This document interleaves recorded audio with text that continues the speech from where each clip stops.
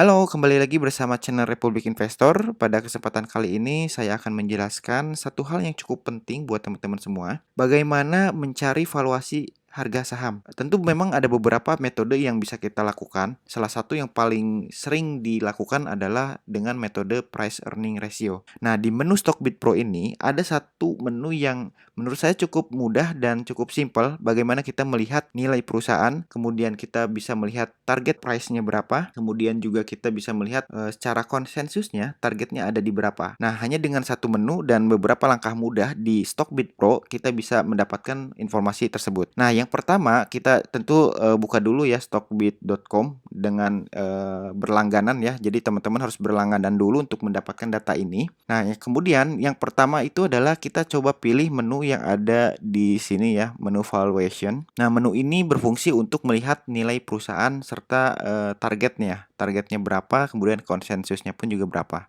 Oke, nah ini valuation tools-nya. Jadi ada beberapa hal yang bisa kita atur di sini.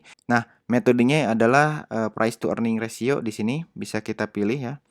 Kemudian valuasi metriknya misalkan kita mau pilih saham Antam. Kita ketik kode Antamnya. Nah, di sini ada current EPS. Kemudian teman-teman juga bisa mengatur growth rate-nya. Nah, ini bisa kita berikan angka sesuai biasanya sih ada di berita ya. Jadi kalau misalkan setiap awal tahun beberapa perusahaan merilis target pertumbuhannya pada tahun tersebut.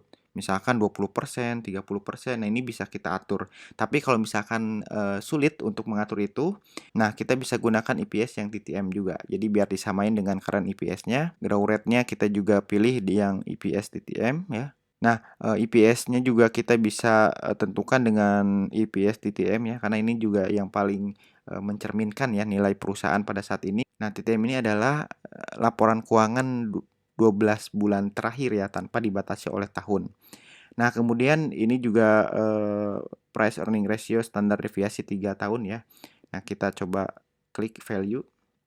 Nah, di sini muncul resultnya muncul rangkumannya ya dari saham Antam. Yang pertama ada target price Antam 12.000 ya. Ini perhitungan secara 3 metode ini.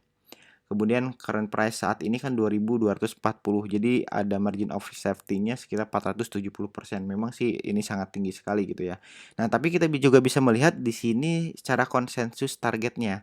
Jadi yang tertinggi banyak yang menargetkan bahwa di saham Antam targetnya itu di angka 4.455. Kemudian mediumnya di 3.267 serta paling terendahnya ada di angka 1.777. Nah, ini cara bagaimana kita melihat valuasi harga saham ya berdasarkan perhitungan ketiga hal ini. Lalu teman-teman juga bisa melihat target konsensusnya. Jadi saat ini yang tertinggi itu ada menargetkan di angka berapa, yang mediumnya di berapa, kemudian yang terendahnya di berapa. Ini menjadi satu informasi yang bisa kita ambil kesimpulannya lalu disesuaikan dengan trading plan yang kita miliki. Jadi jangan serta-merta kita melihat di sini kemudian targetnya 12.000, jadi kita saklek dengan angka 12.000.